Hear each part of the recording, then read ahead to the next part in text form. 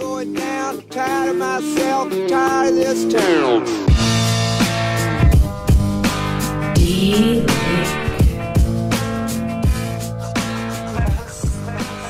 Eminent Waste of Time, presented by CW Motorsports, episode 76. I'm Doug. And I'm Chad. That was a rough start. It was. We had to start about 5 different times. There's a couple tries in there. Yeah. Well, I am fresh off the plane. I quite literally in the past 24, 26, 20, I don't know how many hours. I've lost count. Yeah. But I left at 11 o'clock at night from Laos, their local time. Right. Which was 12 hours off of us, except It's for... our 11 a.m. Yeah. But then daylight savings came into play too, so it screwed it all up. Yeah, forget that. I'm done calculating times. I know. That's what I'm saying. I had no idea what time it was anywhere where I was. What day is it where you are? So I flew from there 5 hours to Seoul, South Korea. Yep. Had a 3.5 hour-ish layover there. Mm-hmm. 15 hours back to Atlanta. That's crazy to me. It's very crazy. That is human torture. I don't know why we did waterboarding. All we had to do was put them on big jet planes and make them sit for 15 hours at a time. And then when it lands, just refuel them on the tarmac and take off again. Exactly. Just do touch and goes. Just do mid-air refueling and just do a touch and go to make you think you're landing and then rev it back up and off. 2 hour layover in Atlanta. Hour flight back here to Indianapolis. Jumped right in my car. Drove all the way to Bloomington to drop my coworker off, drove back here, unloaded some stuff that we're about to go through, and now we're doing a podcast. Yep. I've slept maybe a total of 3 hours on all those flights and fitful naps. You're fine. I am greasy. I am smelly. Amen. He is. It is it is time to do a podcast, but I've been really, really jonesing for this because we did the last one early. Right. To get it off in time. So much racing has happened in between, and I've been halfway around the world, so it feels like a month for me. Like, I've missed this so much. Have you been watching monkey races or something? The only monkey I saw was in a cage, and it was really depressing. I don't want to talk about it. Okay. I felt bad for that critter. Anyway, but I am back. I don't even know where to start this episode, so we're going to start it with, and I know everyone wants to get to racing, but you're going to have to humor me We'll get here to that. for just a few minutes. I'm going to bring you back a taste of Laos. And I mean the country, not the little bug that lives in your hair, even though they are pronounced exactly the same. Really? Yes, it's Laos. Is it from there? No. Okay. And they're spelled totally different. Okay. But, okay. Doug brought things back. So Doug's going to grab the things, and he's going to walk through each one at a time. So my buddy Fuzzy, who works for Watch Communications, one of our show sponsors, asked us how we got hooked up with that sweet deal. Yeah. Is really, really into Legos. He actually gets the really nice big Lego kits and builds them and spends a lot of time like being very precise with the decals. Like he'll put the soapy water on them, get them perfect and let them dry. And and he's got them decorated in his office and he's into it. That's what he does. That's fine. That's his thing. So I bought him some knockoff. I don't know where these are made. Please tell me somewhere on there it says Regos. It does not, because all the writing is basically in Chinese except for Heroes Assemble. So for the people who can see, this is what it is. And for people who are on the audio only, it's got Thor from the Avengers driving some sort of car. Or we'll say a Thor-ish figure. A Thor-ish figure. Driving a car that looks remarkably like one of the Transformers. Or maybe the Batmobile. I'm not sure. And he's fighting what looks like Darth Maul from Star Wars. It looks like a mix of Darth Vader and Darth Maul, because he's got the Darth Vader helmet, but the Darth Maul face. But he's flying on the Green Goblin's flying scooter thing. We had extra. So that's a set. That is a thing. all like the superhero mashup stuff just crammed together. And I'm ruining your birthday surprise, Fuzzy, but this has to be seen. So this other one is supposedly Player Unknown's Battlegrounds, and it features a guy with, now what I like about it is he's got the little dust mask, because a lot of people, the pollution is bad. Yeah. It looks like it's foggy out in the morning. So he's got the little dust masks on so he doesn't breathe all the crap. But he's shooting someone. But he's riding a tractor and shooting this other guy in the leg. With blood. And there's actually blood on the packaging, which would never happen with real Legos. Or and here in the States. And there's Lego guns all over the ground. And I just like that he's riding a tractor with his dust mask. With the dust mask on. Shooting people. Yeah. Because that's a thing. Because the bullets aren't the dangerous bit, it's the pollutions. And so we asked the guy, are these compatible with normal Legos? And again, language barrier. Right. And he points, he goes, same product, same thing. He's pointing at the logo. I'm like, yeah, whatever, okay. We'll take your word for it. So there's those. We're not done. We're not done. Just wait. There's more.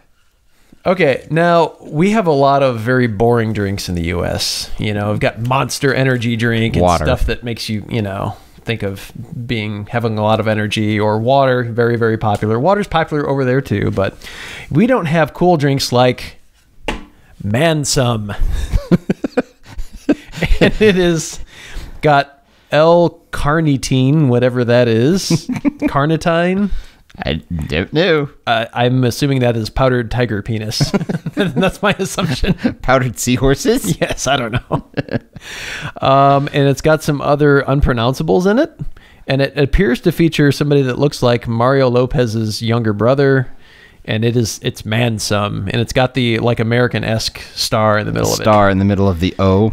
And it tastes like if you melted down a bunch of sour apple Jolly Ranchers and took the green color out of them and made it clear, because this was as clear as water when I got it. Okay. It tastes basically like sour apple Jolly Ranchers. It's orange. There's nothing to lead me to the sour apple. No, there's not. But that is a thing.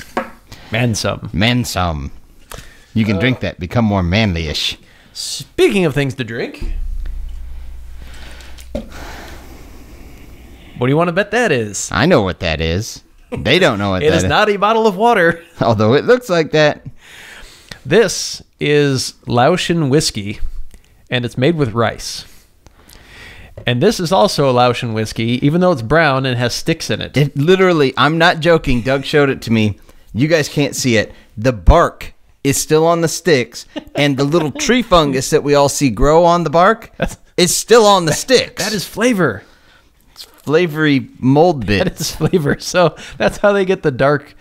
They just put sticks in your. It's the dark color that we associate with bourbon. That's how they get the color. Just put a stick in it. It's fine. So I've been waiting for this. I have not smelled or I've seen it, and that's it. You get to sniff on that. So I used to be a heavy drinker. I would say that is probably like Dark Eyes vodka, the cheapest, dirtiest vodka you can get your hands on. But it's got a stick in it. Now we've got the clear, unfiltered one. This is the pure one, buddy. He's not even opening it. Oh, that's like the stuff, the Dark Eyes vodka after you've left it sit out for a few weeks. That's nasty. It smells like sake and sweat socks. Yeah, that ain't good. That smells like the cheapest alcohol you could buy. I drank a whole bottle of this. I'm sorry for your liver. It actually doesn't taste near as bad as it smells. By the time you get to the bottom of it, no, it wouldn't. Who notices? So, that's a thing. I like the stick water. I did buy some genuine Ray-Ban sunglasses for only $2. They're they say Ray-Ban right on them. Yeah, Rain Ban. Yeah. No, it says Ray-Ban. See? Those are genuine. Okay, last thing. This is the one I got. I'm going to do an unboxing here, actually. So, we all need USB/Bluetooth speakers, right? Speaker dogs. What is better than a speaker dog? He's got his little studded collar and his sunglasses. And you plug a USB into his butt. And he's got a big speaker in his chest. The dog has a nub where dogs normally have nubs. He is anatomically correct. He's anatomically correct, which is not normally something you get in the U.S. No. But yeah, you fire him up and he USB ready to connect to your USB. Where's the sound coming out? Because it sounds like it's okay there. Yes. It sounded slightly lower on the dog there. No. It's coming out of his chest. Okay. So USB I'm telling you, he almost didn't make it back to the States, not because he's contraband, but because everybody wanted him. No less than a dozen people stopped me, wanted to know where I got it and where they could get one, and everybody loves him. So in the show The Good Place, there's a character called Donkey Doug, which has become my nickname now from a lot of people that like The Good Place. Okay. This is Donkey Dog. Donkey Dog. He's got a name. He's like the show mascot now or something. Yes. In fact, he's going to sit front and center. Right there. Right there. Donkey Dog. Okay, so we've got other stuff to get to, but I can't get over the USB port in his butt. I'm sorry. Don't forget the micro SD card right below that in his butt. Yeah. A little of both. This is the water, right? Okay. That's the actual water. I did not want to start. Yeah. Show could be very fun. Oh, that could be very interesting. So that is a brief tour of Laos. All the amazing gift shop things that you can buy. I told Doug if I went there, I could see myself buying a lot of hilarious, cheap crap that I would just laugh about. There is a forthcoming photo album that I won't spoil for anybody that I will cross-post to Eminent Performance that is just gold. Okay. I'm actually glad they let me back in the States after the photo album. But the country was a total blast. We had so much fun there. The people were very kind. They were fun to talk to. You know, the language barrier at times was a little tough, but honestly, we just had an absolute riot. Tons of fun. Brought back just a few goodies. And Doug did go there for work, just to clarify. Yes. But you got to have some fun. I mean, you're halfway around the world. It's not like you can just stop by later. So right. We, the way the flights worked out, we were just fortunate enough that we had a little bit of extra time. Okay, so stuff that people actually maybe want to hear about. We've covered I'm Back. Yep. So that's good. IXCR was last weekend, but I really want to make sure we've got time for AXCC, so we're going to start there. Round one, obviously, I couldn't go. We're going to start AXCC or IXCR? No, we're going to start AXCC. Okay. I want to start there because I want to make sure we've got time for that, and then we'll start plowing through other stuff. So there's a ton on the list. I know there is, and try and keep AXCC compact because I know you were there, and I wasn't, so I'm going to have to let you take the show here. Here we go. But before you get to that, I do want to just congratulations to the guys that went down there. Devin Smith finished in first place and actually finished. Matt Rowell. He didn't finish first. Fifth. I thought you said first. I said fifth. I don't know. I've just got off a plane. My brain said fifth. He did finish fifth, whether Doug's mouth said it or not. I don't know. I knew it, though. Okay. Matt Rowell was running out front. He was running in first for a lot of it. And just had a belt issue. And he you know, blew a belt. It might have been, who knows, combination of things. He was pushing hard because he knew he was out front. There's a lot of sand, which just makes your belt run hotter. Correct. And you'll get into that. And our very own Steve Mueller, Eminent Performance sponsored Steve Mueller. First place. Finished first. Now, there's only two of us in our class that showed. But we finished first. And it was a tough course to finish. This was not, like, finishing wasn't a gimme on this track. And no. I'll let you tell people why. So, I'll give you guys kind of the brief story mode of it. So, I drove over to Illinois on Friday morning and met Steve there. I think I got to his house at 6:30 in the morning. And we left from there. So, yeah, it's 3 hours. So that was a little bit of a trip, even in the morning before I got to Steve's. We all piled in his truck with the toy hauler on behind and headed for Texas, which it was 12 and a half hours down there in the truck for us to get down to Texas from Steve's house. That's a haul. Yeah, so I drove, well, I didn't drive all of it, but I mean, I was in the truck for, I don't know, like 15 and a half hours, something like that, 16 hours, right about there. We got down there that night, set up camp and everything else. Devin was, I don't know, he's a couple hours behind us, something like that. Matt Rowell was already down there. He had gone down the day before or something like that. But we get down there, weather wasn't too bad. Saturday, our plan was to walk the track. Well, we found out on the way down there the track was 9 miles long. None of us really felt like walking 9 miles when the weather that day was about 40 degrees and rain. No. So that wasn't any fun. We kind of just prepped the race buggy as much as we could. We did walk 3 miles of the track roughly. We walked about the first mile or so, mile and a half, and then skipped over to the backside and just checked out the back mile or so, just so we kind of knew what we were in for. Nothing more. Like Doug mentioned, Steve and I did pretty well, but all of us who were walking the track, which was Steve, Devin, and myself, made the comment that the track is going to go away fast. It was sand. It didn't disappoint. It went away fast. So in the morning race, they had already, the side-by-side morning race, they had already dug ruts to the point that 3 guys rolled over in the AM on the first turn alone. And they were the first side-by-sides. Wow. They were easily 1.5 feet, 2 foot deep ruts by the time their rows had left. And you were telling me by the end of the racing, there were ruts as deep as an X3. Oh, yeah. There's some places after the PM race that they had... So this place, a lot of sand, and then directly below the sand is rock. So... like we were digging rocks up, and it was not small rocks, they're, boulders, so we're not throwing them out, but it's making the track extremely rough every time we pass. But what they had done is back in the woods, they had taken the skid steer through there and kind of made the slopes a little bit more gradual. They made it into a racetrack. They did the right thing. The problem is they tore up all the vegetation, and this is nothing against AXCC because they made a great track out of it, and it was a good long track. But as we're going through, we're digging holes deeper. So when they had taken the skid steer through to make the track, they'd already kind of put walls there, where you drive through a chute, basically. Well, by the time we got through, we were driving through, I couldn't see in Steve's Razor, and it sits higher than the X3s. I couldn't see out either side. You just drive into it, hoping that you have a place to go when you get in. That's pretty amazing.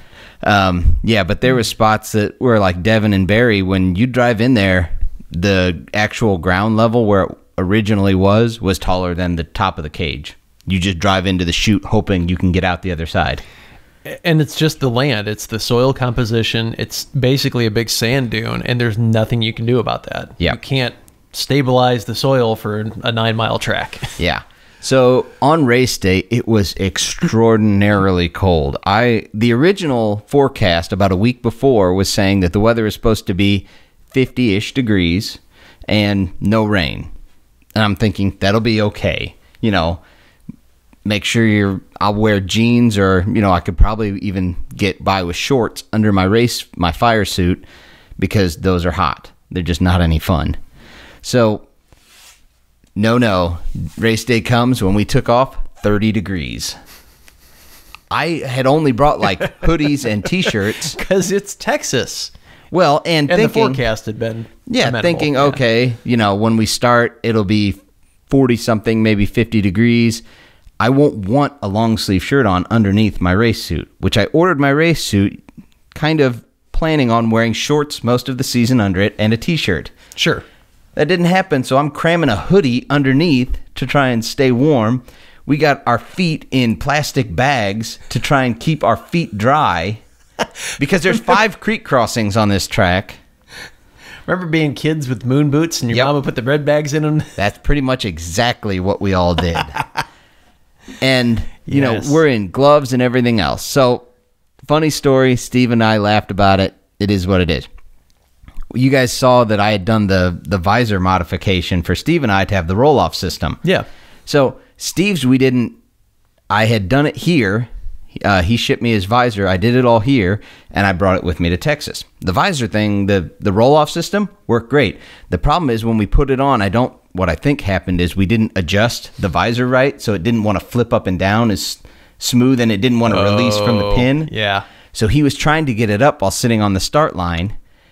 Literally 60 seconds or 2 minutes, whatever it was, before we took off, and in trying to get it up, grabbed the canister on the side and pulled the whole roll-off system off of the helmet visor. And he's like, he's sitting there. Look how clean it is. He's sitting there with it in his hand, like in shock, I think. He's like, oh no, what do we do? So the other, like the underlaying part, the mudguard part that it rides on, yeah, is still like hanging there, and it's come off the pins. It's not tore up, But at this point, I grab the thing out of his hand, the roll-off part that's got like all the film just stringing out at this point, tear it off the other side, grab the mudguard part, literally rip it and just tear it off the helmet. And I said, give me a rag. I'm wiping your helmet. We're going on. And that's what we did. Nice. And it worked great. I mean, and mine worked flawlessly. Mine was still attached. So all I had to do was just pull it and it was good. So I now want to get you a little 3-inch wide squeegee with like a 2-foot handle where you can just kind of. No, I'm fixing it. We've already come up with a different way I'm going to do it, and we're going to adjust his visor properly before we do that. So. It was cold. It was cold. But how was the pumper system? The pumper system, we only ran it at about half, and it really wasn't bad. Probably kept you, since it was cold, probably kept you from fogging up. It really did. Because when we were sitting on the line, you can't hear very well outside when you have it on. Okay. That's to be expected. So when Andy was talking and giving like the driver's meeting, that was when Steve was trying to put up his visor so he could hear what Andy was saying. And that's when he broke it. But so in the meantime, so we just had to leave it on. I put my visor up and I could hear what Andy was saying, and I was relaying it through the intercom. But yeah, that worked well for that. But like I said, you can't hear anything really outside of what he and I are talking about inside the helmet.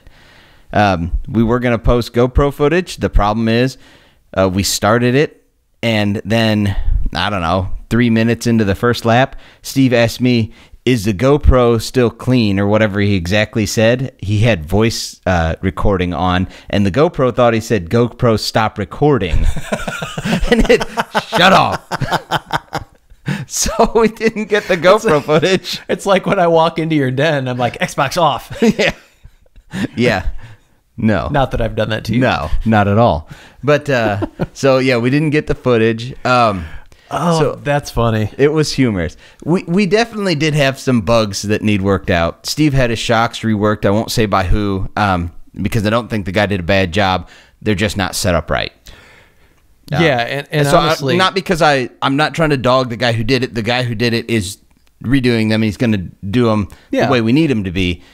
So I'm not going to say any names until we get them right. And, you know, the guy's making it right. It's not a problem. Oh, yeah. And it doesn't matter who does your setup. It's very rare to get it perfect the first time. Yeah. I mean, usually there's what you think you want and what they think you want, and then you got to figure it out what actually works. And that takes a little bit of time. Back and forth. And the problem is Steve didn't have time before to get the shocks dialed in. That was a marathon. Oh, it was right up until the last minute. Days. Yeah. So, but like we had said, the track was stupid soft sand.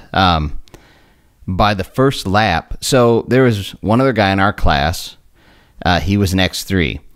Steve has had some problems with his tune where he wasn't getting full throttle. He was only getting about 80% throttle was all it would get. Yes. So the guy, I'm not going to say he left us, but he was able to pull away from us after we got through the first couple corners because Steve only had 80% of throttle to work with.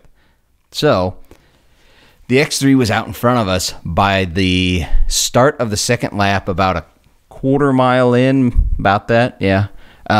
He was high-centered. We did a whole nother lap, and he hadn't moved. Ooh, yeah, and done. We're not talking about, no one was doing fast laps.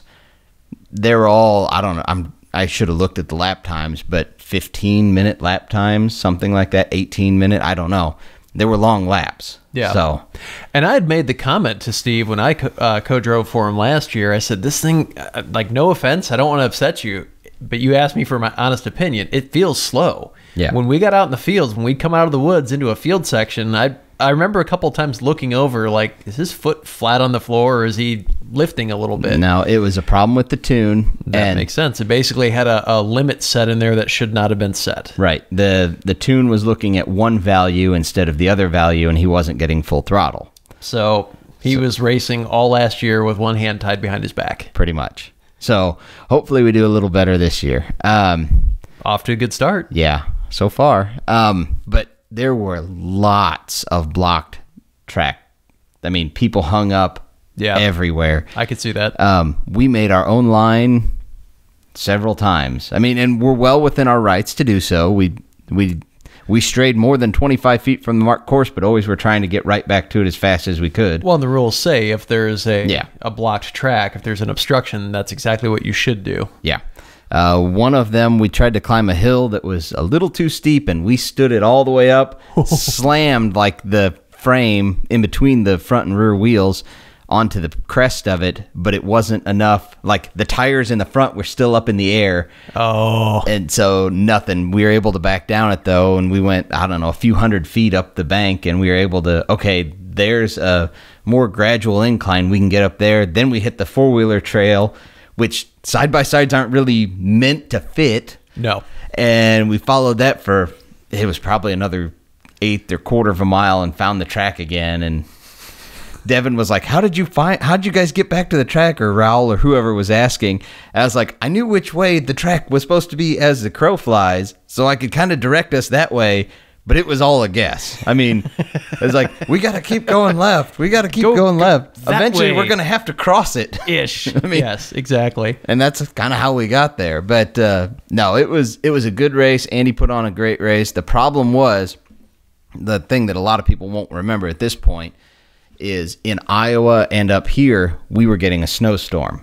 Yes. So Andy had like 6 guys who were supposed to be down there working the track who couldn't make it because either they'd been called in to work or something like that, where they couldn't make it down to Texas. So he's running on a skeleton crew, trying to get it done. He had machine breakages, like quads. He had quads break. He had one of the skid steers that was from the rental place. It broke. And if you've never been to a race like this, you have to have a skid steer. Right. It is not an optional piece of equipment. Well, he had 2 there to begin with, but one broke. So, well, and the problem is they're slow. Yeah. So if you're trying to get a skid steer from one side of the track to the other, I mean, that could be a 1-hour journey. He actually kept everything pretty close to on time. Some of the stuff got a little bit back, but it really wasn't bad. Yeah, you're always going to have that. Plus, this is the first race of a race series that was thrown together 4 months ago because there was a hole that GNCC had left. Yeah. I mean, this is amazing that it even exists. The ATV turnout wasn't all that great, but I think the weather and the distance played a lot into that. Yeah. Well, and there was a lot of, I mean, there was some other competition out there, and IXCR pulls heavy quad numbers. Yep. And so just being up against IXCR for that weekend, when a lot of side-by-side racers are flocking to AXCC because that's the national series now. Yeah. Whereas a lot of quad racers, there's still plenty of places to race them, and they have series set up and things they're planning on doing. And so I think the numbers will improve with the weather, and the next race as they get closer to the Midwest. Is only down in Tennessee, right? Which is a much more manageable drive. I mean, 5-6 hours versus 10 to 12. Right. I think that will help, but I don't, because there's so many other competing spots, I don't know that year one it's ever going to have that pull. I think a lot of people will probably wait and see. Yeah. So, and also quad riding, I guess, or racing isn't as big down there. No, it's not. So there was not like the local crew that would come and fill that gap of the people who didn't want to make the drive. So it was good. Great thing. Bubba Belair. I was going to say, we need to shout out to Bubba. I was just going to say that. He drove over from Louisiana to see us, or to see me. I mean, he would have seen Doug if he was there, but to see all of us. And womp, womp. He got to, him and his girlfriend, and we hung out with them on Saturday and Sunday. So they got a hotel and stayed a half hour away or something like that. Okay. He brought me 3 big king cakes, and I had no idea what those were, but those are now, I know what those are, and those are amazing. Doug didn't get any. We ate all the king cake I could hold. Thanks for saving me some. I brought some home, but they don't last like 2 weeks. So people at work got a bunch of king cake. That's fine. So, yeah, we got that, and we hung out with Bubba. And so if you guys follow, we didn't post much of anything on about Corey Lewis with Havoc Racing, but he was struggling to get his machine ready before the actual race. Just finances were tight. He had a new baby and everything else. Things happen. We've all been there. But we were able to, Steve Mueller loaned him a race suit so that he could, pass tech and meet tech requirements and everything else. Sure. And then Corey had put out a post looking for a co-driver. He didn't find one. He drove to Texas from St. Louis with no co-driver at all, like lined up or anything. Just figured he was going to try and find something. Pull somebody. So Bubba's sitting there, and Corey tells me, he goes, I don't have a co-driver. And I was talking to him. I said, let me message somebody. I messaged Bubba. I was like, you want to ride? I said, I brought my spare suit. I brought my undergarment layer and the top layer. I said, the only thing we really have to find you is a helmet. I have everything else. And normally I carry I would have brought my spare helmet, but I thought, why would I need it? I only brought the extra race suit because I thought tech is a little more stringent. Somebody might have not had all the stuff that they need, and this will get them through tech. Bubba's like, yeah, I'll ride along. And we got Bubba suited up, found a helmet for him to wear, and that is freaking awesome. So Corey got to race. Now, they didn't have a good showing of it. They got backed into and rammed, and then they caught a tree, and just bad things happened. But, I mean, it was good to get to meet him. It's just one of the racer community things that I enjoy doing. I didn't do really anything other than facilitate things between people, but whatever we can do to get you guys out on the line, we'll do. So that's it. That was fun. That's what racing's all about. Absolutely. So let's see. My trip was Sunday, Monday was a very rough, I'm going to call it a day for me because I didn't go to sleep.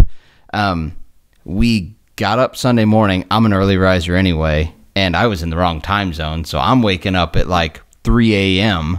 because I'm used to getting up at 4 a.m., which is that time there.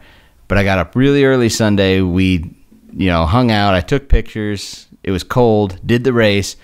Literally put the machine, like, after the race, we jumped out, put it in the toy hauler, took a shower, hopped in the truck, and it was 16 hours home for me from there. Just Steve and I trading off every tank of fuel, basically, and it was a day. Trucking back. So, yeah, I was dead tired when I got home. I think we left down there, 6 o'clock, and I think I pulled into my driveway at 9:30 the next morning. I totally understand, man. I am on fumes right now, even though you may not notice it, because I'm just legit excited to do this podcast. That's all that is keeping me running right now. Yeah. So there's a real good showing of side-by-sides. I'm wanting to say in the PM class, there was around 40 and maybe slightly more in the AM class. Yeah. All in all, but real good showing for the side-by-sides. A lot of fast guys out there. And we lost a few guys we know just due to there being other races going on, like the side-by-side sports was going up there. Yeah, I was gonna say I wanted to delve into some of the other things that were happening for the weekend. Side-by-side sports was happening. Yep. Kyle Chaney didn't have much luck up there. No. Unfortunately, he broke down fairly early. I saw a couple. It's a rough race because it's basically wide open throttle because it was an ice race. Yeah. And so I saw several different racers that just completely smoked their motor. Yeah. I mean, just gone. And so it's just a different type of track. It's a different type of setup, and it's punishing. I mean, engines just react differently to that kind of cold weather versus what they normally race in, and yeah, combination of factors. I didn't get to watch much of their coverage. Their coverage wasn't great. They're still working out the kinks. They're also a new series, so that's fine. But I think they did a big injustice to ice racing by doing short course style where they couldn't really open it up.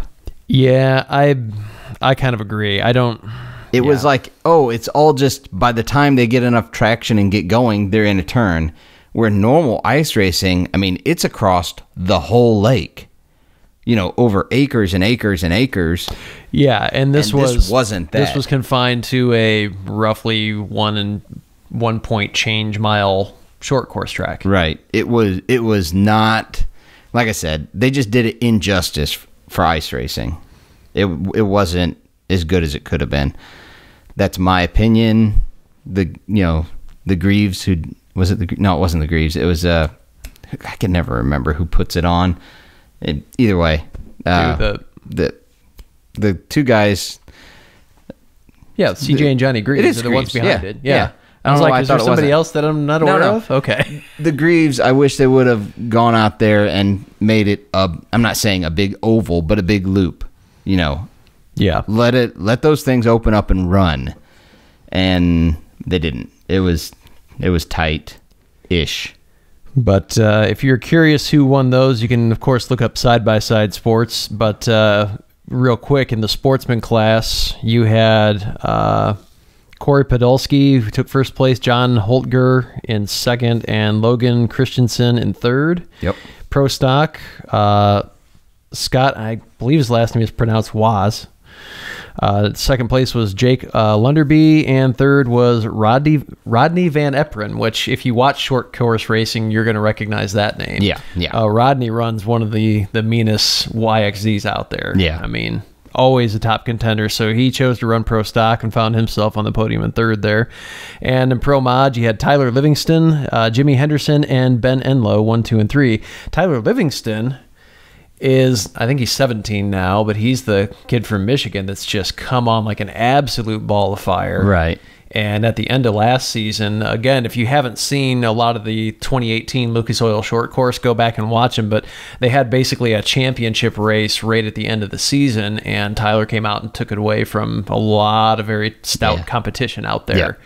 Yeah. So kid can race. I mean, he's out there, and I mean, I say kid in an affectionate way because I'm an old fart now, but you know, 17 years old, and he's proved his mettle over and over again. Very true. So the live coverage didn't go so great for them, but you know, wanted to give you some updates of what happened there. And of course, IXCR, we want to talk about that because those are some of our local boys in there. We only had 3 from our normal local racing cadre go down to AXCC in Texas.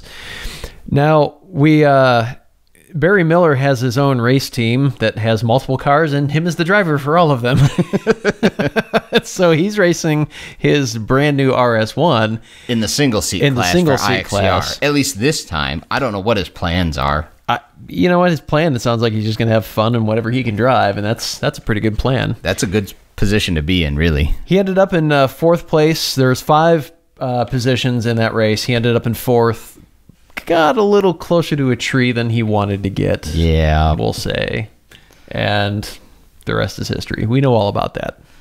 What about Michael Plank there? Michael Plank wasn't rounding out the bottom of the class in 5th, but he had a problem with the steering wheel. I mean, he had a legit mechanical issue. Right. He had a weld break on that. Which is a very kind of an odd problem. You wouldn't really expect a weld to snap where it did. So just a freak thing. I mean, he's going to get it fixed. And I think he's already got it fixed, but yeah. He'll be back out there. And it was really neat to hear him talk about that. He goes, I couldn't have been happier about how I did. I wish the machine would have held up, obviously, but he said it was great being out there and actually running down an X3 because he's used to being in an 800 and just where they just go flying by. When there's a field section, you pull to the right and let everybody by you. Yeah, because that's all you can do. Right. And now he's got horsepower. Yeah.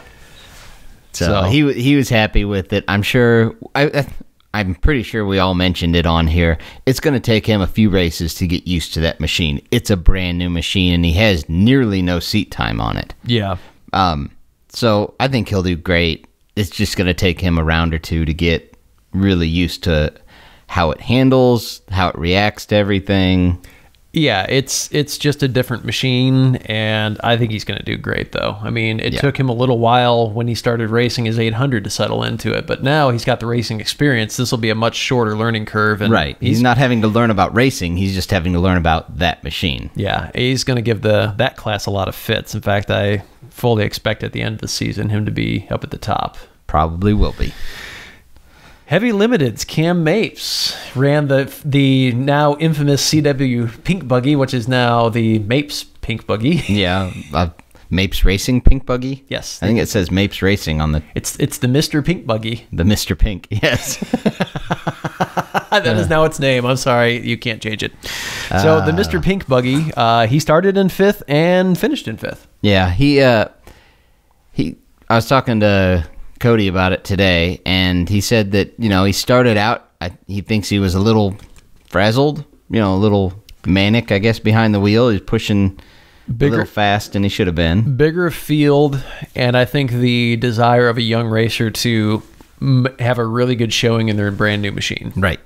But I guess last lap he had a flat tire, and Cody said, he did real good, kind of reining it back in and just putting in a solid last lap, even though he had a flat tire. Yeah. So, and once again, it's a new machine. He's got very little seat time with it, the same as what we were talking about Michael Plank. And there were 12 racers in his class. He had 2 DNFs, but then he was, going down to 10th.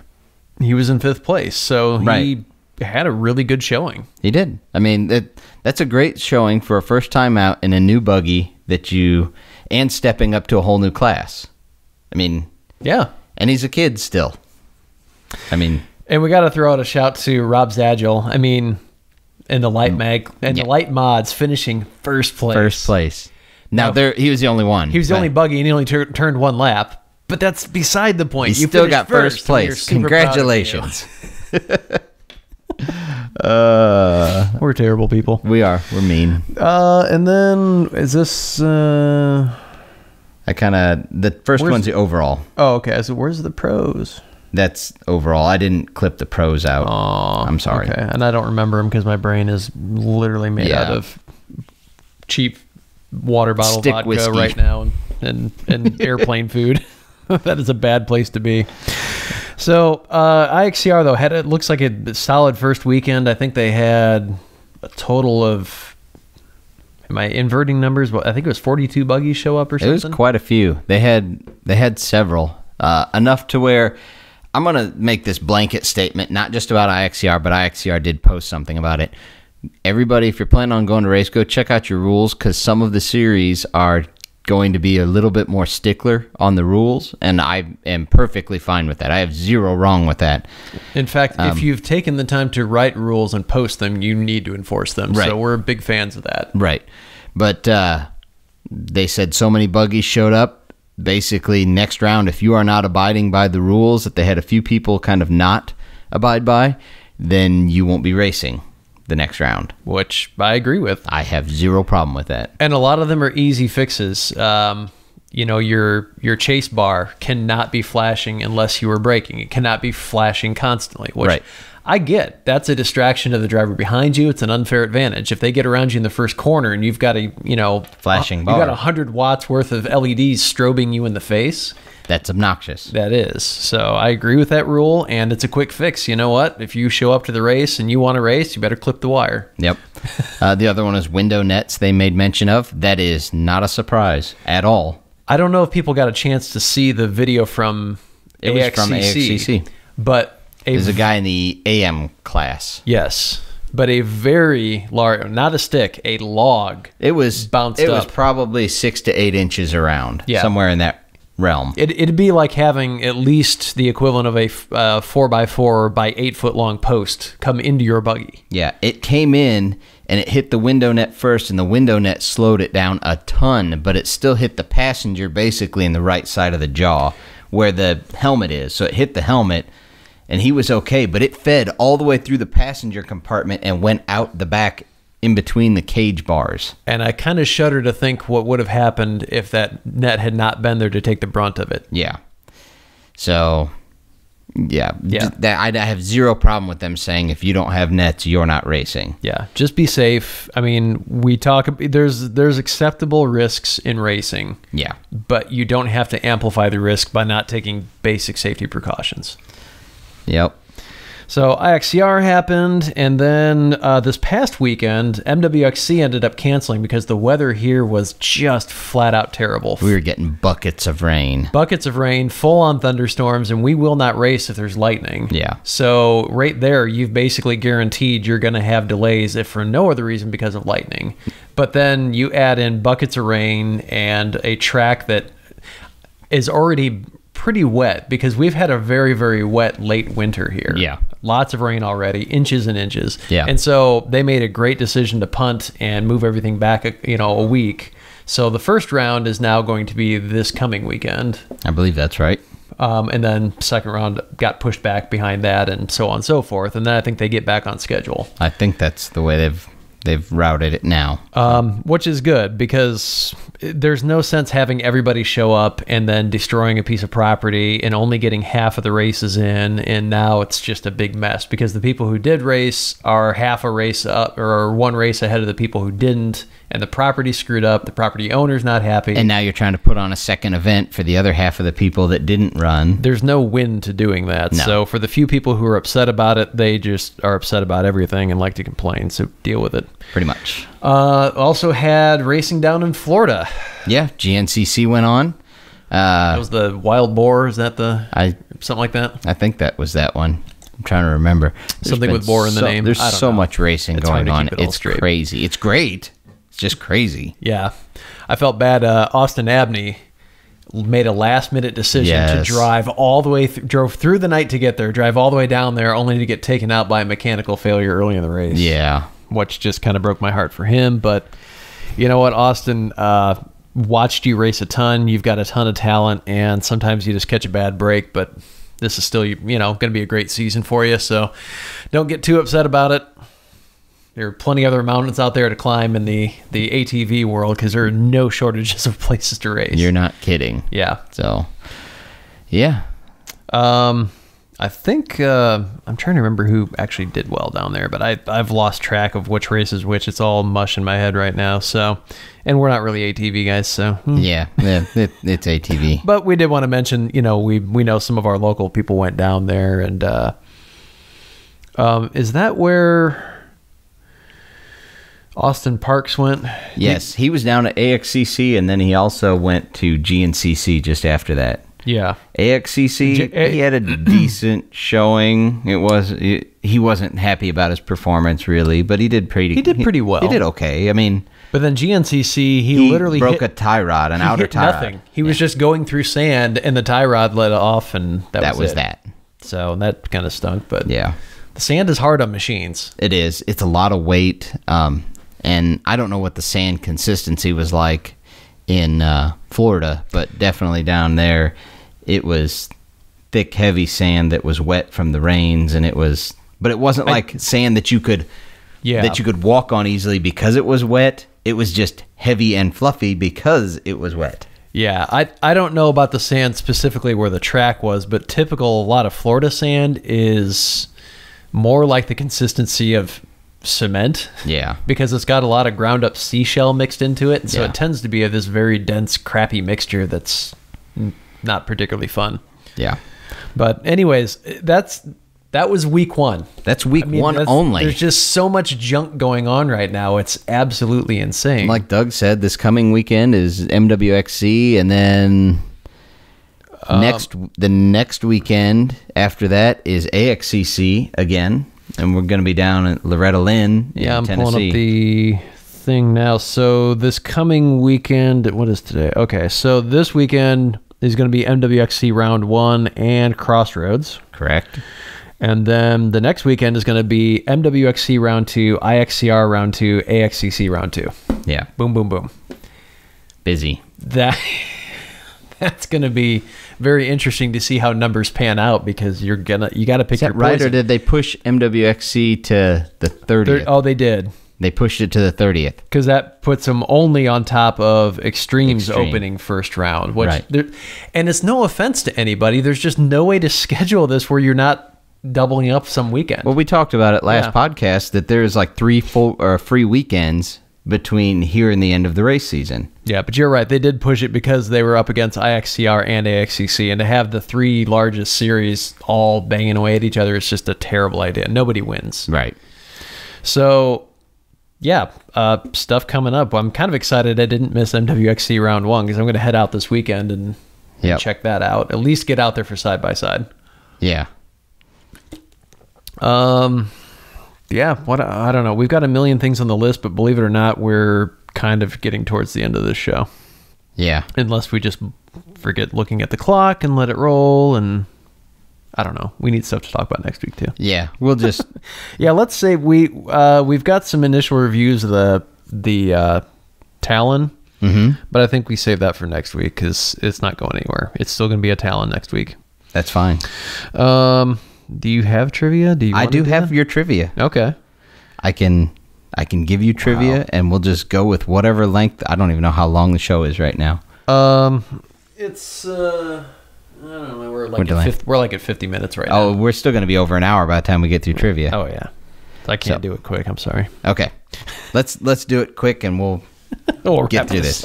So, all right, your trivia, sir. Question number 1: name the best-selling cookie in the world.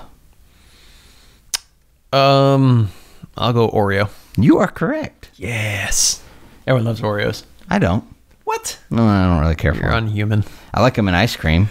I could actually get myself in trouble with a big, tall, cold glass of milk and a bag of Oreos. Yeah. I could look down 20 minutes later and go, why is this bag empty? Why is my bag's all empty of Oreos? Why is my stomach all puffy? Yeah. So, yeah. Okay, question number 2. Whose heart normally beats faster, a man's heart or a woman's heart? Mine always beats faster when I see my beautiful, perfect wife. That's not the question. I know, but I had a chance for brownie points and I took it. Suck up. I believe a woman's heart usually beats slightly faster. You are correct. Look at this. 2 right out of 2 so far. Okay, we're done. This episode brought to you No. by... No. It's not I'm winning. I'm quitting while I'm ahead. Question number 3. How many liters of air do we breathe every day? 1,200. 10,000 liters of air. 10,000? 10,000. Seems like a lot. Yeah. Well, then stop breathing. I'm going to cut that down. That seems excessive. I'm going to go with 5. So now the fun question is, we were talking about all the pollution over there where you were in Laos.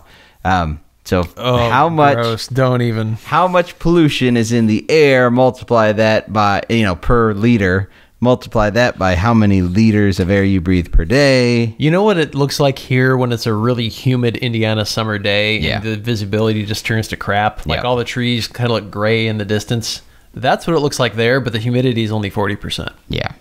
You're just breathing dirt and heavy metals. And There are buildings that have just this, it almost looks like that black mildew, but it's not, because it's full sun and it's not real moist, so there's no way mildew can grow. It's literally pollution that over time has just settled. That's nice. It is nice. Don't lick the buildings. All of my lungs. In fact, the guy I work with is a smoker. He might have actually had a better shot that week, because at least he had a filter. Yeah. All right. Question number 4. How fast can a greyhound dog run? Sustained or short distance? I don't know what they base this It doesn't off. matter, because I don't know either. Yes. 45 miles an hour. You are correct. Yes! You should go on less sleep more. You are so much smarter when your brain doesn't work right. When you don't use your brain, you are much smarter. I'm not sure what to think about this now. Okay. Question number 5. How was the original Little Mermaid story different from Disney's version? At the end, the prince ate the Little Mermaid. No. Okay, no. Actually, I think I heard this once, but I'm trying to remember. Like maybe her legs were only temporary or something like that, or she turned back into a mermaid every so often or something. I don't know. No. Actually, what happened was the prince married someone else and the Little Mermaid killed herself. Why didn't we make that into a kid's movie? It wasn't really like Disney conducive. Life lessons. Sometimes it doesn't go your way. I'm not saying kids should kill themselves, but... Well, that's what you said, Doug. No, Disney said that. Okay. I'm just saying sometimes things don't go your way. Okay. That would have been a whole different thing. That would have definitely made a different story. A lot story. of the fairy tales, though, have been modified heavily. Yes, they have. All right.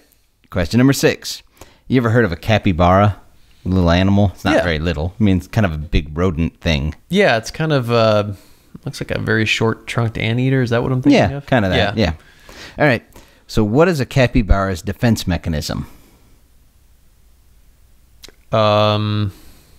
Now, it's not like an armadillo. It doesn't roll into a ball. Well, and armadillos have, like, plating, Armor basically. plating, yeah. These are just, like, giant furry rats with no long tail. They pee on stuff. No, actually, they don't have one. They just stand still and wait to be eaten. That's not a defense mechanism. Invalid question. No. Defense means you're protecting yourself. Standing there while you're being eaten is not protecting yourself. They don't have one. That's trick question. That doesn't count. I got it right. If you were a capybara person, you would have known that. I probably wouldn't be doing a podcast with you. True. All right, question number 7. What is a group of ferrets called? A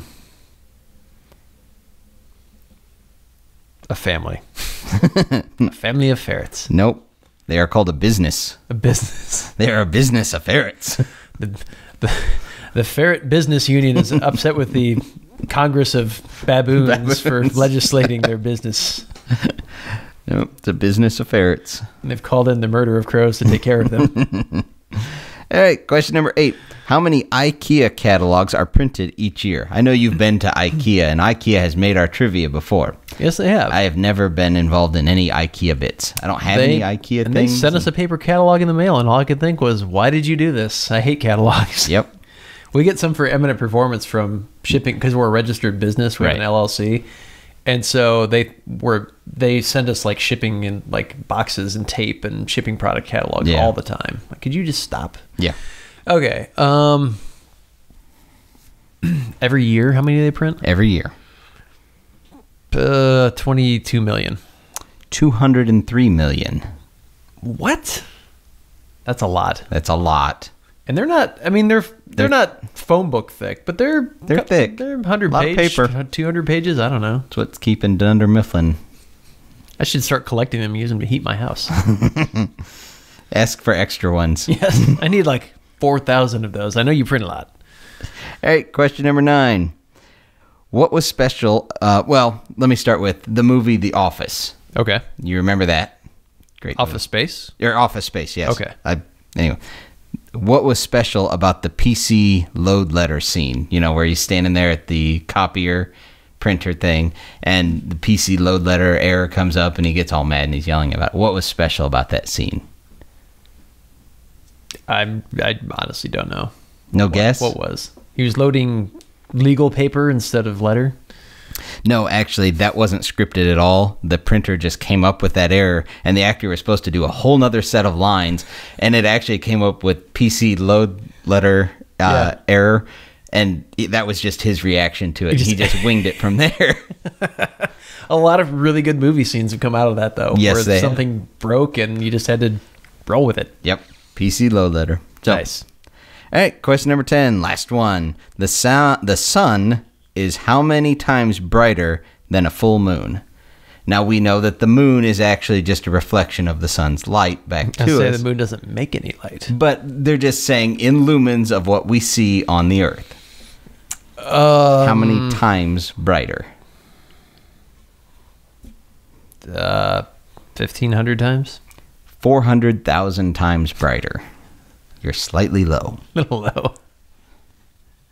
You started out really good. I did, and then the questions got imaginary and tricky. They didn't get imaginary. And they got foolish, and would you get 3 of them right? It's better than average. It is better than average. So it's a wrap. That's all I had. We've done it. My brain shut down. And Doug's done. So obviously we're going to be talking a lot about racing because that's primarily what we focus on, and there's a lot going on. However, we know there is more going on than what is presented here in the show and what we can possibly research and or attend. Very true. So get a hold of us on Facebook. Let us know what's going on with your group. If you're doing a big trail ride, if you've got something going on, heck, we'll go trail riding. We don't have to race. We'll do anything that involves 4 wheels and gasoline engines or diesel engines. I don't care. Whatever you got. We'll run it. So, yeah, just let us know. Stop in on the page. Let us know what you got going on. Maybe you get some other people interested that you didn't even know were interested. Some interaction going. We could be like the great melting pot of UTV stuffs. Yep. If you want to find us on the web, you can do that at eminentperformance.com, our website. You can also find us on Facebook /Eminent Racing, on Instagram at Eminent Racing. You can find the audio version of this show on iTunes, Google Play, Stitcher, and iHeartRadio, and you can find the video version on YouTube. Just look for Eminent Performance on any of those venues, and it should lead you to the right place. Yep. Also want to shout out to our sponsors. Of course, our title sponsor, CW Motorsports. We also got Watch Communications on board that is hosting this podcast and our website for us. And if you need hosting for your website, you can do so by going to their site, looking up hosting, clicking on the link, and there's a spot for a code. And if you put in Waste of Time, all lowercase with no space, then you can get 1 month of free hosting for your website. Also, if you live in rural Illinois, Indiana, and parts of Ohio, they can probably hook you up with internet access if there's no other good options out there. Yep. Also got Spangs Fab on board, maker of fantastical parts for UTVs. Bumpers and radius kickers rods and radius rods, arch day arms. I even found that they make aluminum number plates for if you need a number plate for your... Or a full race cage to go with that aluminum number plate. Yep. The whole nine. Check them out as well. And TGM Off-Road, who doesn't make anything but good memories and good times. Well, they make a lot of food. They make food. Tons of food. Yeah. But TGM is a great group of guys. If you're looking for people to ride with or just shoot the breeze about your UTV, check out TGM Off-Road.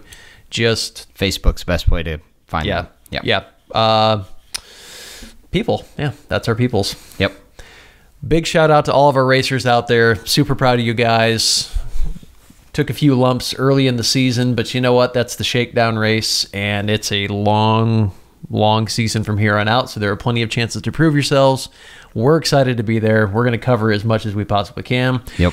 If you're interested in what we're doing, make sure you subscribe to our channel. There's a button down here-ish. Whack. Smack the mic. It's down over here. There's a little subscribe button, and there's also a bell, and that'll notify you whenever we put content out. It's not always just a podcast. Sometimes it's goofy videos and me building a bridge and stuff. You never know what's going to be on there, so definitely make sure you hit the notification there, and we're probably going to have a lot of content coming out here in the next few months. Yep. Stuff and things. I don't have a closing line because you didn't do anything stupid. I've done all. No matter how much king cake you eat, thanks for riding along with us. Thanks, guys. Tired of going down, tired of myself, tired of this town.